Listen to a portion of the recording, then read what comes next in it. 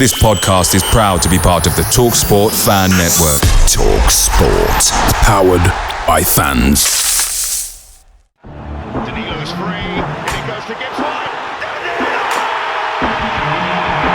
Edge of the box, Foley. Yes! Great goal! What a hit from Oliveira! It's wide! They've only gone and done it again! Forest back in the lead! Rewarded Gibbs White! Oh, and he scores! And the City ground goes ballistic!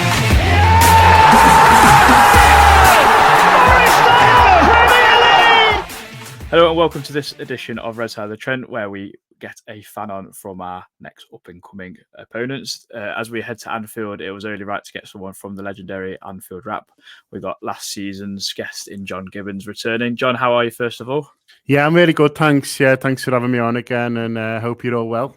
Yeah, very well, thank you. Some people might lynch me in the comments for calling you the legendary Anfield rap, but you are very well known across the country. I can't really dispel that. It's just it is what it is. You do great stuff, obviously, over there.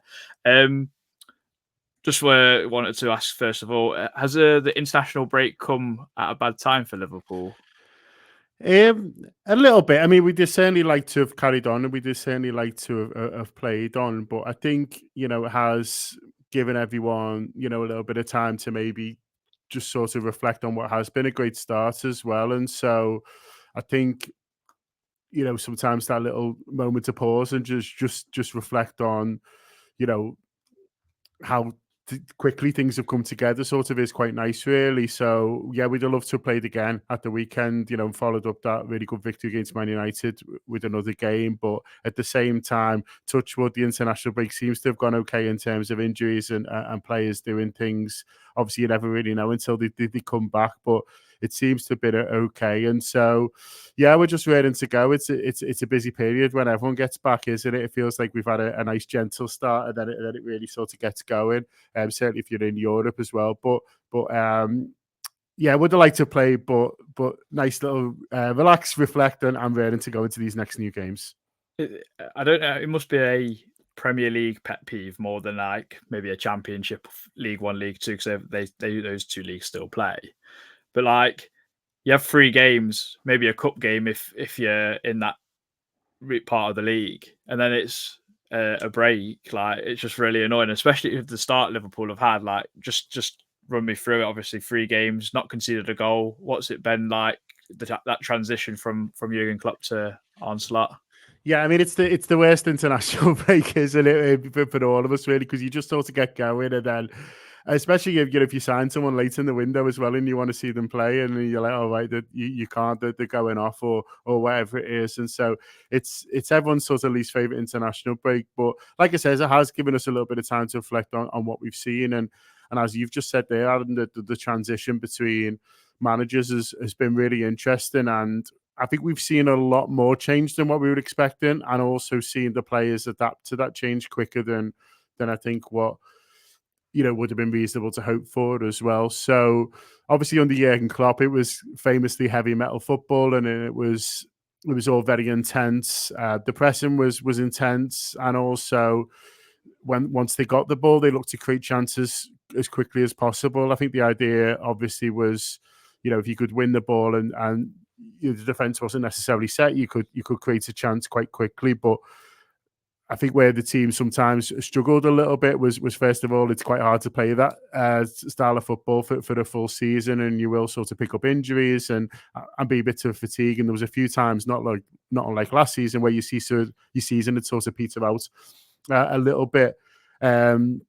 And also how when a defence was really well set, I think sometimes teams could frustrate us a little bit. So listen, there's pros and cons with any style, but the new manager's come in and he is a little bit more patient, or he wants the players, should I say, to be a little bit more patient. So you'll see them take less risks on the ball. You'll see them, if they see a pass on, they want the players to go for it. Certainly when you've got the players who can pass as well as many of ours can. But I think it's not we need to create a chance now or a breakneck speed. If it's not on, they'll go back, they'll start again. And so we've seen a lot more patient build-up play. But what's been nice is that they're still creating chances. They're still scoring goals. They're just doing it in a slightly more measured way. And then you said as well, Adam, they've not conceded a goal yet. And I think a lot of that, because it's the same defenders and it's the same goalkeeper, I think a lot of the fact that we're not just not conceding any goals, but not many chances from open play yet, is the fact that they're just giving the ball away a little bit less. So I talked about, Liverpool hitting teams in transition under Klopp. We were getting hit the other way as well, because we were putting men forward, we were taking risks, and it was a bit high wire a lot of the time, and obviously there was times when teams could sort of break us and there'd be big gaps, whereas now, the gaps are sort of closed and we're a bit tougher to take out of shape. I think now that the shape seems to be a lot sort of more solid, and so we're conceding less. So far so good. I mean, it is only 3 games, and we'll see how it goes, especially once the game sort of gets to two a week and he has to use the squad a little bit more, and we'll sort of see how that goes. But so far, it's been a perfect start, and like I say, it's been interesting because the manager came in and he was like, "Oh, not much is going to change," and then the players did interviews and they were like, "Oh, everything's changed," and the truth is sort of in between the two. I'm not quite sure why Arnest tried to sort of play it down a little bit. Maybe he didn't want anyone to panic too much, or I guess managers see things in different ways as well. But from the the standard spectator, which is what we are, it does seem to be different. The players seem to agree, but they've taken to it pretty well, and they seem to be enjoying it as well, and that's nice. I think sometimes a different voice. We all know that in work, really, and it is a workplace for all these. Sometimes hearing the same voice over and over again, a bit of freshness can be nice. And I think for a few of the players who've worked with me in a long time, that certainly seems to be the case, because it's intense for them as well, not just for the opposition. So yeah, it's been interesting, but I think you will sort of notice it when we play on Saturday, that there's just more periods of the game where there's not much happening. And we've had some really good games together. I remember certainly 2 years ago at Anfield, the 3-2, that was a belter, sort of end to end. A lot going on, could have gone either way. I don't really expect a game like that on Saturday, but you never know. I did want to ask a couple of questions while you were talking there. One was how do you think the fan base overall will react because of the more patient build up, and where they had Jurgen Klopp, what was it, 7, 8, 9 years, correct me if I'm wrong, of it just as soon as you win it, you get it forward, whereas now it's kind of going to be a little bit more patient. Do you think fans are going to take a little while to adjust to that kind of change, first of all? Yeah, so the atmosphere against Ipswich in our first, not Ipswich, that was the first away game, Brentford at home. The atmosphere wasn't great in that game, and a few people were a little bit surprised because it's obviously the manager's first game, and it was a bit flat. And quite a lot of people who saw when it's being debated online were putting that down to just a different style of football. And you know what it's like, Adam. I mean, your ground's fantastic, but often it's a spark, isn't it, that gets everyone going, and it's a big tackle or a press, or sometimes it's a referee decision that you don't like, or something happens in a game that ignites it, and then when you've got a crowd, like we've got what you've got, then it just sort of goes. And less things like that are going to happen under Arne Slot. I think it's going to be sort of less intense, and so and Jurgen was conscious of that. And I think one of the reasons he favoured his style of football was it because it got the crowd involved, and it got the crowd as sort of part of it. And if he didn't feel like it was happening, he'd be trying to sort of whip it up as well. Slot is very different as a person and his team. So I think as a crowd, maybe we sort of, we'll have to sort of adjust to it, and, maybe, remember that the team will need us in certain parts, because you don't need to be screaming and shouting for 90 minutes sort of every week as fans. We all know as supporters when the team needs us, and you kind of, you take it up a level. But I think having less of those like spark moments, but knowing kind of, when we need to sort of bring it ourselves, I think is going to be the adjustment. But like we all know as fans, though, if you're winning, then things are good, aren't they? And so it'll be a bit of an adjustment. But as long as the team are doing well on the pitch, which is what they are at the moment, then everyone will be happy. Yeah, I mean, you pointed out there about Jurgen Klopp. He likes to get the crowd going, the fist pumps, etc. I know Onslaught said basically that's not him, which is fair enough. And I get it from the perspective from us, as obviously we had Stevie Cooper, took us to the Premier League from the bottom of the Championship, got the crowd going whenever he could. Obviously, gave everyone the fist pumps at the end of games when we won and when they were like kind of justified in a sense. Yeah. And then when he went and Nuno come in that first game against Bournemouth, everyone was a bit like a bit underwhelmed, not sure if we really wanted him. And then obviously, I think the referee sent off Willy Bolly for a perfectly timed tackle, got a second yellow. That really got the crowd going rather than the manager. So I can kind of see it from that perspective of Liverpool fans, maybe not quite warming to Onslaught straight away, but I'm sure it won't take you long. Obviously, you've won the first 3 games, not conceded a goal. In those early 3 games, I know this is probably going to be a hard question, but has there any been noticeable changes in terms of certain players where they've actually like looked a little bit better because of the slower style of football, or maybe like that more possession-based football, or not? Yeah, I mean, Gravenberg's the big, huge plus from this season so far, and that midfield spot was really up for grabs. It felt this season. There's other parts of the team that were a little bit more settled and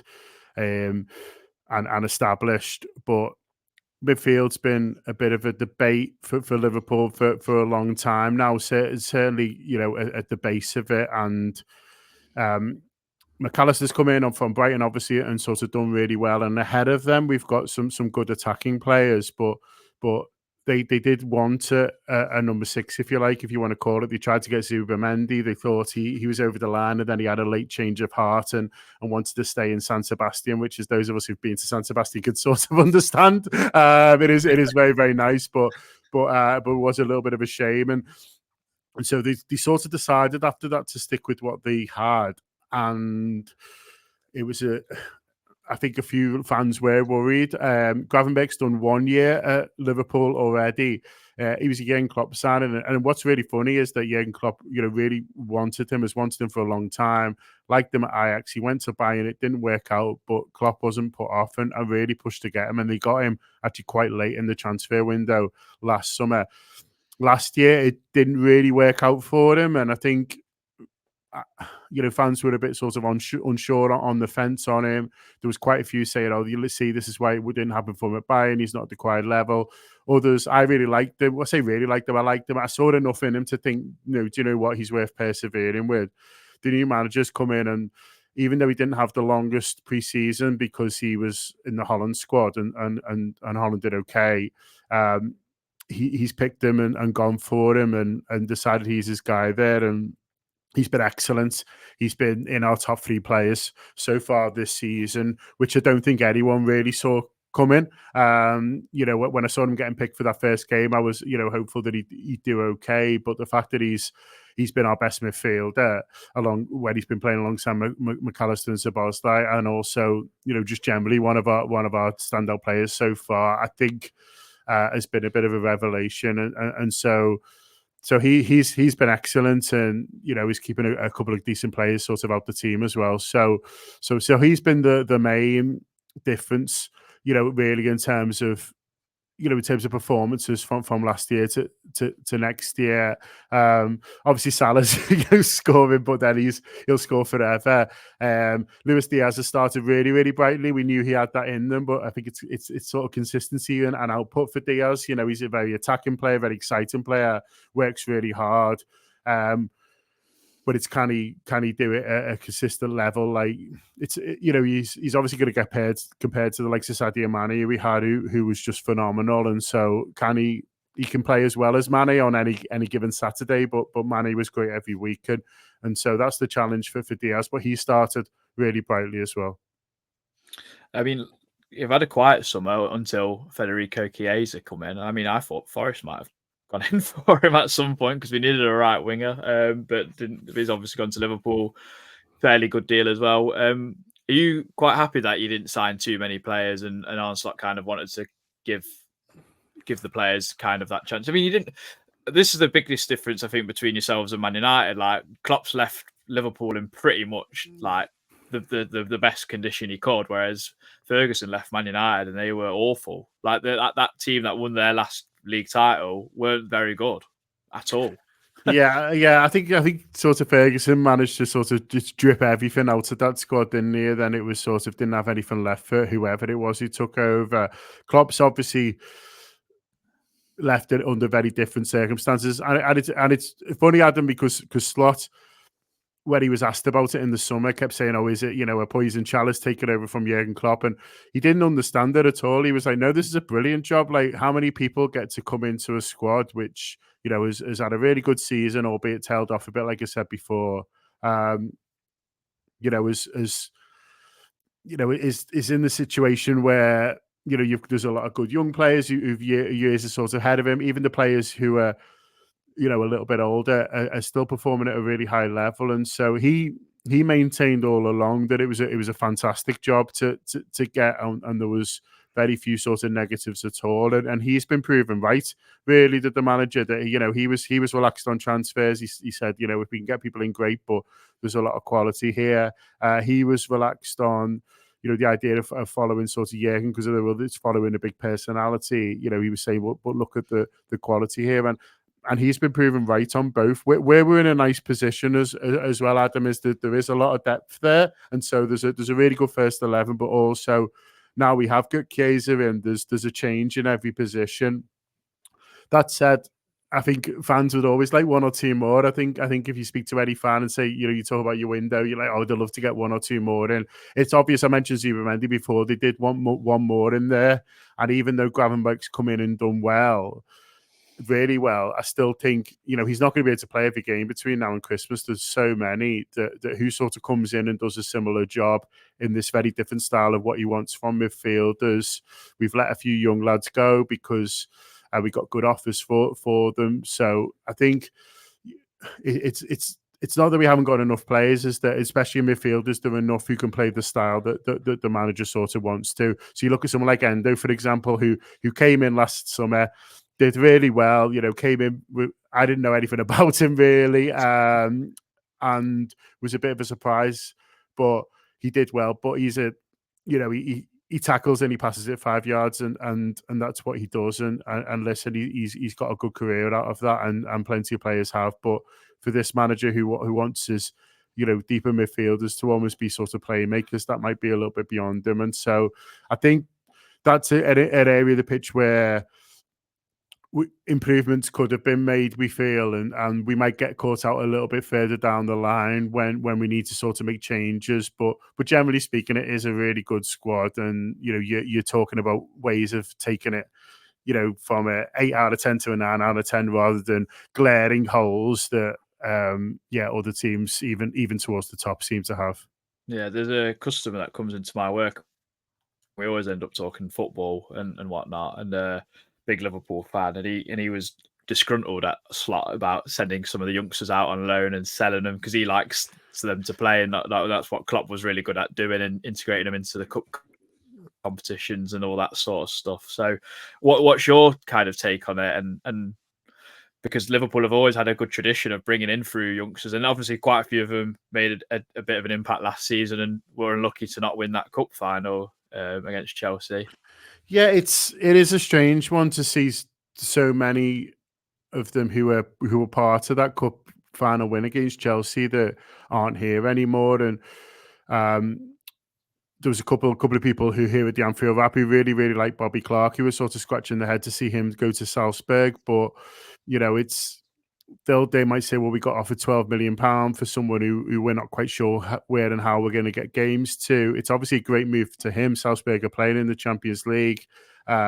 And so it is one of those sometimes where maybe it's easy for us to say, oh, you've got to keep them all, but they're worried about where they're going to get games. And obviously these young players want to kick on to the next step of the career. They've had the taste of it, and they kind of want more, really.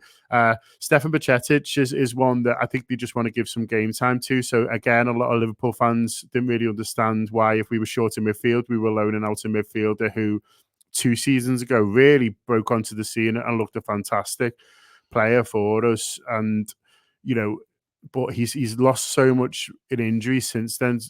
Last season was a complete write-off for him. I think he got about a quarter of an hour on the pitch in total, and I think they've just had a look at him, and he just looks rusty, and he just looks like he hasn't played for a year, which is what he has. So the idea of him going somewhere else and playing and getting minutes and getting up to speed, I think just does sort of make sense again, really. And then there's a couple of others who've moved on loans, and I think they're just trying to do what's best for the sort of the players as much as anything, really. And it can be a bit frustrating as fans when you think, well, he's looked great, we want to see them, but it is tough. As supporters, we want everything, though. We want big signings. We want young players to give it a go. There's only 11 spots on the pitch, and so I think it is tricky. But Stefan Masic is one who I think all Liverpool fans want to see come back and look like the player that, because the one who broke through was so exciting. Yeah, it's unfortunate, especially because of how young he is. But you can't have your cake and eat it too, as they say. What's the deal with Trent and Salah? Obviously, Salah's come out and said he's kind of I don't know word for word, so correct me if I'm wrong, but basically said he wasn't sure about his future. He's just playing it game to game kind of thing or whatever. And Trent's in his last year, and Carragher, I've seen Carragher saying, well, if Real Madrid come in, he can't refuse. And I'm like, well, is that his boyhood club? So he can refuse Carragher. Well, that's it. And I think all of them have just wanted a little bit of a look at the new regime and just to see what's what. And I think that's sort of fair enough. But it has sort of started so well. Salah's enjoying his football. I think he suggested that he would sort of, like to stay here now. His family are really settled. And so I think Salah, if they can make it work financially, which you'd hope that they can, because I just love watching him play, that he looks like one who's more likely to stay than not now, which I wouldn't have said maybe 6 months ago.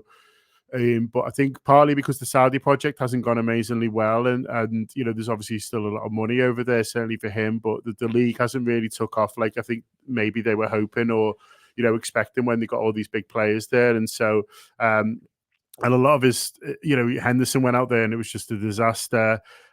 Mane's gone out there, but I don't think you don't hear about him doing anything. Are we all surprised? Well, that's it. Well, as fans, we were looking at it and thinking like, yeah, that looks rubbish. But like, I think maybe the players were being sold something sort of more exciting than what it's turned into. They get more attendance in non-league than it's games. Exactly, yeah. Well, some of the crowds, like you say. So I think he'd probably be a little bit put off there. And so I think Salah's more likely to stay now as long as they can do the money, which hopefully they can be able to. I think Virgil van Dijk, will stay. I think he's captain. It means a lot to him. I think he'll want a longer contract. They'll only want to give him a shorter one because he is 33 now, and you just hope they sort of deal somewhere around the middle. Trent is the one who they probably shouldn't have let get this long. I think that could be one that I think the club deserve a fair bit of criticism for, because he still is only, I think, 26. He's coming into his prime years, and for him to be going into his last year, even though there's been a bit of upheaval sort of behind the scenes at Liverpool, just kind of feels a little bit like negligent, really. And so hopefully they can sort of get that sorted. Apparently he's just wanted a little bit of a look again at the new manager, because Jurgen Klopp's all he's known. Jurgen Klopp gave him his debut, and like you said before, 8 years, that's his whole professional career, Trent. And so I think he's maybe just wanted to sort of see, how things develop. But I'm pretty confident, like you say, it's his boyhood club, and he'll be wanting competing for trophies, of course. But I think if he thinks Liverpool will be, which it looks like, as I say, early days, looks like that they can, then hopefully they can get that one all tied up too, because they're three absolutely massive players for us, and the three players who've won everything for Liverpool as well, which is obviously really useful if you're going into big games with a few new players and a new manager. To have that kind of experience of winning at the highest level is invaluable, I think. So hopefully they can get all three done. Yeah, I mean, Trent started the season pretty well. I mean, the through ball on against Ipswich to Salah before I think Jota scored the eventual goal. I mean, that was sensational. And then he really frustrated me against Ireland by trying to ping like 50-yard diags every time I got the ball. But yeah, I don't blame him. He's got it in his locker, obviously. We've talked about a bit of a surprise package in Gravenberch there, but who have you got really high hopes for this season? Obviously, Jota started pretty well. Luis Diaz has started pretty well. But is there anyone else that might have you kind of thinking, I just really want them to do well this season? Yeah, you mentioned Jota there. The Liverpool fans love him, and the feeling always with Jota is that if we can keep him fit, then he'll score a lot of goals. And he's just been a bit in and out of the team since he come. The record of the new coaches and his staff is that they're good at keeping players fit and available, and that was something that was a bit of a feature at Feyenoord. Now, you don't know what that's down to luck. What is it down to the players that they've got and their natural ability to stay fit, or what is it what they're doing with the team? We'll see. But I think if he can keep Jota on the pitch a little bit more often than not, then I think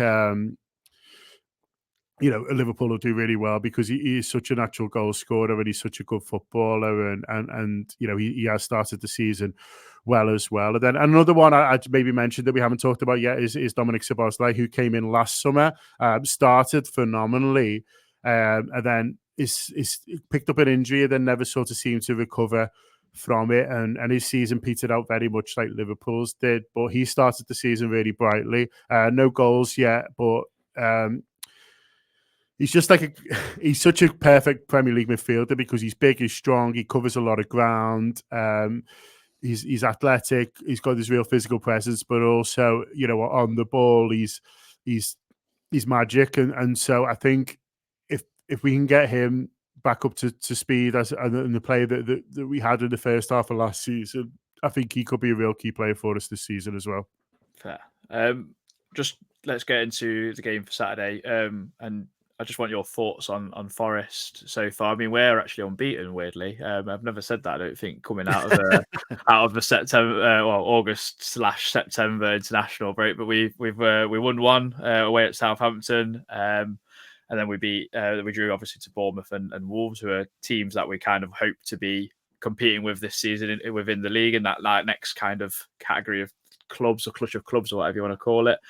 So I just wanted your thoughts on Forest first of all, John. Yeah, I've not seen a full game this season. I've only seen sort of highlights on Match of the Day and stuff like that. But I think you've got a lot of exciting players, and obviously there's been some stuff around transfers with Forest and things like that. But I think there's quite a few of you who have signed who I think have been kind of smart, and we talk about athletic players as well who can sort of play a bit and a good suitor for the Premier League. You've got sort of plenty of those, and I think goals in the team as well is always a big thing, especially if you're bottom half of the table. And I look at Forest and I just think that they've got a lot more players that can hurt the opposition than maybe some of the other teams who like you say, that they may be looking to challenge with this season. So yeah, I think there is talent there. Like I say, we've had some good games against you guys over the last couple of years, and I'm expecting another one. Really, I know you guys had a lot of injuries when you came last year, I think it was, and so that helped us. But certainly the year before, there was plenty of good players on the pitch, and Chris Wood's just still going, isn't he? Just still scoring goals. Is still an absolute nightmare for anyone he plays against. So from a Liverpool point of view, it's a little bit of a shame that he's keeping time with the team, because we were glad to see him do well. But and obviously there's Nico Williams playing there as well. He was always a boss kid and really liked him. So nice to see him still in the Premier League and doing well as well. I know he doesn't sort of start all the time, but always seems to get on and make an impact. But yeah, just plenty there who can hurt the opposition. I think that would normally be enough to get the wins that a team needs to be safer than maybe beyond there. Chris Wood's got one of the best strike rates in the Premier League at the moment. I think he scored 16 or 17 in 30 something game in 30 odd games for Nuno, which is phenomenal, really. To say he's not he's not got the pace or anything. He's not the most technical. He just gets himself in the right place at the right time. And touching on Nico Williams, he started every game this season. Oh, has he? Brilliant. Was a little suspect in the Wolves game, and it kind of everyone's going, well, if he keeps making them sort of mistakes, it might not be long before he gets dropped. But no, he's come on leaps and bounds since the first game of the season when he come signed for us. So that's been good. I was going to say something and I can't remember what I was going to say, which is not very good for a podcast. Where I know it's early doors and you've not conceded a goal, so this is probably going to sound like a stupid question, but where can Forest actually get at Liverpool and maybe frustrate you? Because it's going to be a game where we're the underdogs essentially, and you expect to win. So it's going to be a tough one regardless. Yeah, I think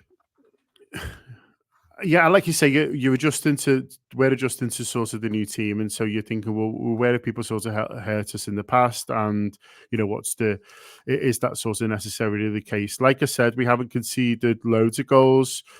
Loads of chances from open play, but we have looked a little bit suspect on set pieces, and so I think if you can get corners and free kicks in dangerous areas, certainly with players like Chris Wood, but others that you've got who've got that aerial threat, I think that is. That is an area where you could potentially hurt us. And also, like I said before, we don't actually play with what you describe as a natural defensive midfielder anymore. We'll have Gravenberch by there, who's playing really well, sort of on the ball. But with the attacking midfielders that you've got with the talent there, in terms of players like Morgan Gibbs-White, players of that sort of style, really. Callum Hudson-Odoi is another one who's always played pretty well against us. If you've got players like that who can break from midfield sort of into the box, that's something that last year Liverpool struggled with a little bit, and maybe will continue on to this year, because we haven't got a Fabinho who used to be like the lighthouse in front of the defense. So that player who can anticipate danger for Liverpool isn't necessarily there. And so I think if some of those attacking midfielders that you have got, and like I say, you've got some good ones, are able to sort of break in, you might get some joy there as well.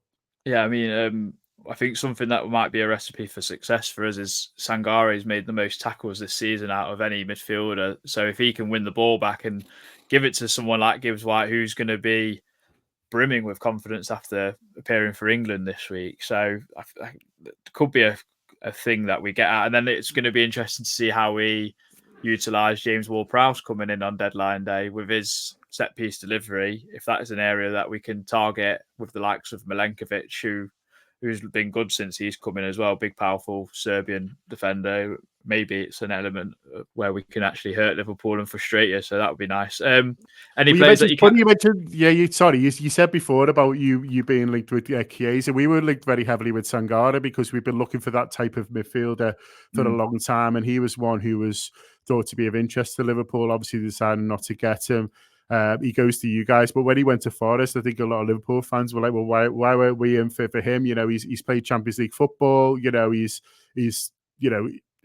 got the attributes." I know he missed a lot of last year through injury, didn't he? But if he's back in the team now, then he's certainly one that Liverpool fans will have their eye on. He's definitely someone that I think on his day can be very, very good. And I think he's still warming up into this season, I would say. I think that's probably the nicest way of putting it, because there's been games where you're like, bloody hell, he's winning everything. But then like he'll win the ball. And then if he gets it, sometimes he's got that panic in him a little bit. But I don't know if that's just because of how opposition teams are playing against us. Bournemouth and Wolves like to press quite high as well themselves. And it's kind of, you can kind of see it. But then when he's won the ball, he wins it in good areas all the time because he's so long. He's like a daddy long legs. Just pokes his foot through, and he like can get the ball to a red shirt. So yeah, he's definitely going to be key, especially with the players that Liverpool have got. Diego Jota is going to be a problem dropping into that pocket and kind of doing what he wants to do in that sense. And he always seems to score against us, which is really annoying. And then this is what I was going to say actually. Christian, who's also comes on the pod, and that he will also want me to get in that we had a walking points deduction in goal last season in Matt Turner, and a howler at Anfield. That I can't really see that happening this year. I mean, touch wood, we won't see a goal conceded like that. If any goals at all, hopefully we somehow keep a clean sheet. If we keep a clean sheet against Liverpool, then we've done bloody well. Do you fear? This is also another stupid question because you're a Liverpool supporter. Is there anyone that you even fear from a Forest perspective? Because I think as fans, you'd always worry about the ex-players, don't you? So he's going to come back and hurt us. So, like I say, Taiwo, who scored against us at the City ground, and that was a winner as well. I think, we're quite happy to see him out the team at the moment. Obviously, can't get it because Chris Wood scored. And I think Chris Wood, you'd always have to fear. But I think, to be honest, with a forward like that, I think we'd probably feel like if we had the territory in the game, then he'd kind of struggle a little bit. Like you said before, Adam, he's not the quickest. And so, he's not one who can necessarily, he needs service in the box, and he needs, like you said, he'll get in the right areas if he can do that. But, you'd hope that most of the game will be the other end for Liverpool, and Forest will be, maybe sort of, looking to counter attack and things like that. So which negates him a little bit. So yeah, it probably is the sort of the old idea of the ex-players. Can Nico Williams pop up with one? He scored at Anfield, didn't he, as well? And then obviously Taiwo got the winner last year for you guys. So yeah, that's always the thing. Which ex-player is going to score against us? But that's every football fan, isn't it? Yeah, I mean, Awuni's been not playing because he come back from injury in pre-season, and then Wood's been so good you can't not start him. I mean, I think another thing for us would be if we can get it into a front man and lay it off to a Gibbs White or an Elliot Anderson, and they can play like a quick pass into Hudson-Odoi or Elanga who's running at Andy Robertson, or Trent's maybe vacated space to kind of exploit, but it's just going to be such a tough way to get going because of how good Van Dijk and has Kwanzaa been playing, or Konate? I know Konate came on at halftime in the Ipswich game, actually, weirdly enough. So basically he started Konate ever since then. So he went with Kwanzaa first game, took him off at halftime, and Konate's played ever since, and he's been excellent. To be fair, he's been really, really good. I mean, I wouldn't be shocked to see Nuno start Taiwo on Saturday because of how good he is physically. He likes to get hold of defenders and like kind of go, "You're coming with me," sort of thing. He's done that to William. He's done that to Saliba every time he's played against Arsenal, which gave him a really hard time. So I wouldn't be shocked to see him start because he's a good focal point to have. You said about you're hoping the game is played a lot down at Forest end of the pitch. Is that how you see the game going? For the most part, yeah, I do. Just because we're at home, and so we tend to sort of dominate, against both sides really. And like I said before, because of the change of style, because they're a little bit more patient now, and we're seeing a little bit more of the ball generally. I'd expect Liverpool to have the majority of possession and also territory. And then it's obviously up to us to find a way to break you guys down and make sure that you don't hurt us too much on the break with those, attacking midfielders that we've both discussed. And so I think it will be a little, it'll feel like, one of those ties where one team's got more of the ball, but can they create from it, and can the other team sort of hit them on the break? It's a game, we've seen a lot in the past, but just because you have more of the ball doesn't necessarily mean you need to win. So I think the challenge for Liverpool is to make sure with this more patient play that we're still probing, that we're still looking to create chances. And obviously when those chances land, you need to make sure you take them.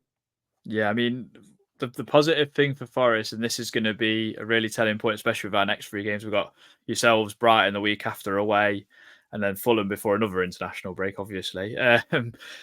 We've had a lot of shots. We've had a lot of touches in opposition areas. We've not conceded as many chances as well out of open play, which has been a theme under Nuno. Actually, was like one of the best sides out from open play defending, which was good. So that will be an interesting one. I will be intrigued to see how we line up, because he's gone with a 3 in the past against the bigger sides and been really counter-attacking. But I just feel like he might try and go for it, because why on earth not? Do you know what I mean? Like, why not? But and just I'd rather us go for it than like almost be scared of you guys. It might lend itself to be a bit of a topsy-turvy sort of game and kind of give Onslaught a little bit more to think about. I think we'll give you a better game than Man United did, that's for sure. I'm not going to lie. They are one of the worst teams I've ever seen in my life. They're an absolute mess, aren't they? No, I always think it's worth having a go. Certainly against Liverpool, a lot of teams had joy against us early last year as well. Caught us a little bit cold, and generally this season we've still been a little bit slow starters. So we've still, been much better sort of second half than we have first. It was 0-0 against Ipswich in that first game at half time, and Ipswich had actually had the better chances. And then, we went up again and took it away from them a little bit. Brentford was a goal sort of, either side of half time, but we played much better second half. Our first goal opener against Brentford at home was actually from a Brentford corner as a counter attack, and it was a bit sort of out of nothing really in terms of our general play. It's been it wasn't sort of great, and like you say, United, they are such a mess, but it still took us a while to open the score, and then we couldn't stop. And so I think it probably is, worth sort of having a bit of a go, because I think we are. I mean, you're on a small sample, but looking at last season as well, we do tend to be a little bit slow starters, and we tend to get better as the game went on. So, yeah, it might be worth trying to capitalise on that. Yeah, I mean, I watched that Ipswich game because it was live on the telly, and Yeah, you kind of just saw Ipswich as it got into like the 55th, 60th minute, and they're just legs went. They didn't have the fitness to keep up, and I think that's probably going to be a little bit of a theme for them this season, unfortunately, especially when they've got the two midfielders that I just don't rate at this level. So it's just going to be difficult for them. But I don't want to get into that too much. So yeah, I'm very interested to see how we go Saturday. Do you expect your lineup to change too much? I don't know. I know you said that you've been pretty good so far with injuries and that over international break. You'll pick the same team unless something's happened do we aren't aware of yet. We're recording this obviously on Monday, so a little bit away. So the teams have got to play again. So something might happen, but if he can pick the same team, he's been really consistent so far. He's only started 12 players, and that's with the Quanta Canate change at half time, and so he's looked to be really consistent with his selection so far. And if he can do that again, he will. Are you quite surprised that Jota's had that central striker role rather than Darwin Núñez, or has that not come at a shock at all for you? No, not really. I think Jota's a really good player, and I think generally when he's been fit, like Jürgen always tried to get him sort of in the team as well, and so he's been a starter for us when he's been available. I think the the international element also comes into a little bit. So Portugal went out to the Euros quite early, so Jota was back, and Jota was on our pre-season tour and was playing and was around the manager and sort of in his thoughts. Núñez went all the way, and so although they got knocked out in the semi-finals, they then had the third and fourth place playoff, which you don't have in the Euros, but you do in Copa America. And so he played for as long as sort of what he could, really. So was back a little bit later, which I think has counted against him a little bit. And I think the manager just wants control, and like Darwin Núñez is the complete opposite. He's dangerous and he's exciting, and there's a lot to his game, but control certainly sort of isn't one of them, really. So I think he just feels like Jota gives him a little bit more of that as well. And so, listen, Núñez will get opportunities as the season goes on, especially once the games, we haven't played at all midweek yet. And there's a lot of them later on. And so I think, there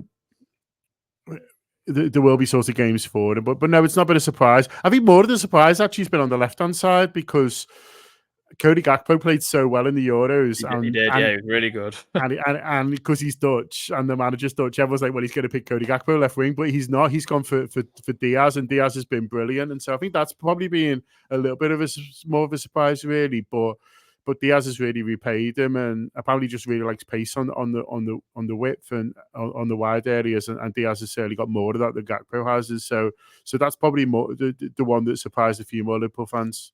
Do you know what? I actually nearly forgot about Gakpo. It's really annoying from a opposition perspective that Liverpool's front three, regardless of who they pick, is so fluid. They can all kind of interchange. They can go out wide. They can go as a central striker. It's very annoying. I mean, especially if it's going to be like 0-0, and then you can make a change where you can bring on a Gakpo, Núñez, Chiesa will be available. Yeah, it's very annoying. I mean, luckily we've got kind of those sort of options, but just not that in depth of quality. But I do think we've got some ratty and horrible players. I mean, we've got a Jota ourselves, and he's like my mate nicknamed him the Portuguese because he's got slick back hair and that. But he looks really annoying already, and I love him. So hopefully that can kind of come into fruition. John, what's your score prediction? I think we'll win. Our home record's just phenomenal, and we normally win the games we should at home, and so I'm predicting that's the case. I'll go for 2-0, as that seems to be the favourite score of Liverpool this season. We've not. I looked this up, and then some fans tried to correct us on our pod page, but we've not won at Anfield since 1978 in the League Cup. Wow. So hopefully that someone, maybe a commentator, might curse you and say that's that, and then you go, oh no, here we go. Then this is the day, obviously. So everything's got to give at some point, hasn't it? So very much. and you owe us one after last season, that 1-0 win at the City Ground where the referee gave you the ball back when he shouldn't have. I mean, people are still fuming and rage and shaking fists at that because obviously there is a big history between our clubs. It's funny what sticks with you, isn't it? Yeah. Of course it does. Of course it does. You always remember the bad decisions and not any of the good decisions where the referee played advantage and you scored or something. No one would ever say that. Absolutely not. John, thank you very much for joining us. Obviously, pleasure. People can check out the Anfield Wrap everywhere. I'm presuming Spotify, Apple, YouTube, wherever they want. Yep. Yeah. We're on. It's just the Anfield Wrap. It is with the W. And yeah, we're on. The best place to get for these stuff's probably on YouTube, and there'll be like previews to our game if you want to see what the lads are saying about it, and then after the match as well. Brill. Thank you very much, John. We'll see you in the review of the Liverpool game. Hopefully, we're not too down on our knees or anything, and we've got a positive result. So we'll see you in the next one. Come on, you Reds.